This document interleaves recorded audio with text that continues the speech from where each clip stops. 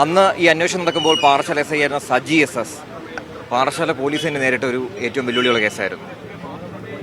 പാറശാല പോലീസിന് നേരിട്ട കേരള പോലീസിന് തന്നെ നേരിട്ട വലിയൊരു ചലഞ്ചിങ് ആയിട്ടുള്ള ഒരു കേസ് എന്നാണ് ഇപ്പോൾ 174 ആയിട്ട് FIR രജിസ്റ്റർ ചെയ്ത് തൊട്ട് തുടർന്നുള്ള അന്വേഷണത്തിലൊക്കെ കേസിൽ വഴിതെറ്റിക്കുന്നതിന് വേണ്ടി പലതരത്തിലുള്ള കളങ്ങൾ ഗ്രീഷ്മ പറഞ്ഞത് അതെല്ലാം അത് കഴിഞ്ഞിട്ട് അതിലുള്ള കോൺട്രിബ്യൂഷൻസ് എല്ലാം എലിമിനേറ്റ് ചെയ്യുന്നതിന് വേണ്ടി എല്ലാവരെയും കസ്റ്റഡി ഇൻട്രോഗേഷൻ നടത്തി. ഇൻട്രോഗേഷൻ്റെ ഭാഗമായിട്ട് തന്നെ എല്ലാ തരത്തിലുള്ള എവിഡൻസുകൾ, അത് ഡിജിറ്റൽ എവിഡൻസ് ആയാലും ശരി, സയൻറ്റിഫിക് എവിഡൻസ് ആയാലും ശരി, മെഡിക്കൽ റെക്കോർഡ്സ്, എല്ലാ തരത്തിലും മെഡിക്കൽ കോളേജ് എല്ലാ ഡിപ്പാർട്ട്മെൻറ്റിലെയും കൂടെയാണ് പോയത്.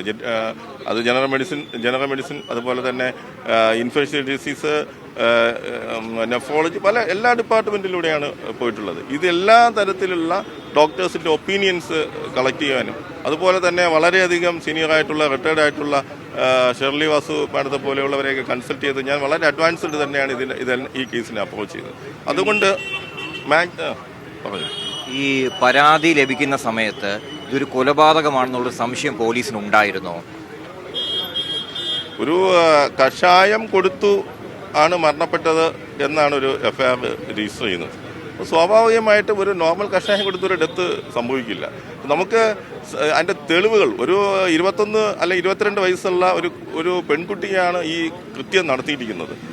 അത് വളരെയധികം നമ്മൾ ടാക്ടിക്കലി അപ്രോച്ച് ചെയ്തില്ലെങ്കിൽ അത് പോലീസിന് തന്നെ ഒരു ബുദ്ധിമുട്ടുണ്ടാകുന്ന സാഹചര്യം. അതുകൊണ്ട് ആ കൃത്യമായിട്ട് കോൺട്രഡിക്ഷൻസ് വരുന്നത് വരെ, അല്ലെങ്കിൽ ആദ്യത്തെ ഭാഗത്ത് നമുക്ക് മീഡിയാസിനോ അല്ലെങ്കിൽ മറ്റുള്ള ആർക്കോ ഒന്നും നമുക്ക് ആ ഇൻവെസ്റ്റിഗേഷൻ്റെ പ്രോഗ്രസ് പറയാനായിട്ടൊരു ബുദ്ധിമുട്ടുണ്ടായിരുന്നു. അത് തന്നെയായിരിക്കാം ആ കേസിൻ്റെ ആദ്യത്തെ ഒരു ബുദ്ധിമുട്ടെന്ന് പറയുന്നത്. ഈ പ്രതിയെ ചോദ്യം ചെയ്യുന്ന സമയത്തൊന്നും തുടക്കത്തിൽ ഇത് ഏത് കീടനാശിനി എന്നൊന്നും തെളിവും പറഞ്ഞില്ലായിരുന്നു. അപ്പോൾ അത് എങ്ങനെ തെളിയിക്കാനാണ് കഴിഞ്ഞത്? അവസാനം ഇൻട്രോഗേഷൻ്റെ ലാസ്റ്റ് സ്റ്റേജിൽ എന്താണെന്ന് പറഞ്ഞിരുന്നു. പക്ഷേ പിന്നീട് അതിനെ പിന്നീട് എങ്ങനെയാണ് ഇത് ബോഡിയിൽ അപ്ലൈ ചെയ്തതെന്നും ബോഡിയിലുണ്ടാകുന്ന ഇമ്പാക്റ്റ് ഒക്കെ എന്താണെന്നും ആ ബോഡിയിലുണ്ടാകുന്ന ഇമ്പാക്റ്റ് ഒക്കെ നമുക്ക് കോടതി തെളിയിക്കണം. അതായത് ഒരു പാരക്വീറ്റ് പോയിസണിങ് അല്ലെങ്കിൽ കാപ്പിക്ക് കൊണ്ടുണ്ടാകുന്ന ബോഡിയിലുണ്ട് ഇമ്പാക്റ്റ് എന്താണെന്ന് ഒരു ടെക്സ്റ്റ് ബുക്കിൽ എങ്ങനെയാണോ എഴുതി വെച്ചിരിക്കുന്നത് അത് തന്നെയാണ് ഷാരോൻ്റെ ബോഡിയിലുണ്ടായിരുന്നത്. നമ്മൾ ടോക്സിക്കോളജി VV പിള്ള സാറിനെ പോയി കാണുമ്പോൾ അദ്ദേഹം ഇതിൻ്റെ മെഡിക്കൽ റെക്കോർഡ്സ് നോക്കിയിട്ട് ഇങ്ങനെയാണ് പറഞ്ഞത്, it's a typical paraquat poisoning, classical paraquat poisoning, textbook paraquat poisoning എന്ന വേർഡാണ് ഉപയോഗിച്ചത്. അത് തന്നെയാണ് അദ്ദേഹം ഇവിടെ കോടതിയിൽ വന്ന് എവിഡൻസ് കൊടുത്തു. ഈ പോലീസിനാകെ ഒരു അന്വേഷണ പാഠമാകുന്ന തരത്തിലുള്ള അന്വേഷണമായിരുന്നു. തീർച്ചയായിട്ടും ഇത് കേരള പോലീസിലെ എല്ലാവരും ഒന്ന് റഫറൻസ് ആയിട്ടൊക്കെ പഠിക്കേണ്ട ഒരു റഫറൻസ് ആക്കി പഠിക്കേണ്ട ഒരു കാര്യം കൂടിയാണ്. കാര്യം എല്ലാ തെളിവുകളും നമ്മൾ ശേഖരിക്കും, പക്ഷെ അത് കോടതിയിൽ എങ്ങനെ പ്രസൻറ്റ് ചെയ്യണമെന്ന് അറിയില്ല. പക്ഷേ ഇത് കോടതിയിലെല്ലാം അത് ഡിജിറ്റലായിട്ട് തന്നെ പ്ലേ ചെയ്തു, എല്ലാവർക്കും ബോധ്യമാകുന്ന രീതിയിൽ അത് പ്ലേ ചെയ്തു.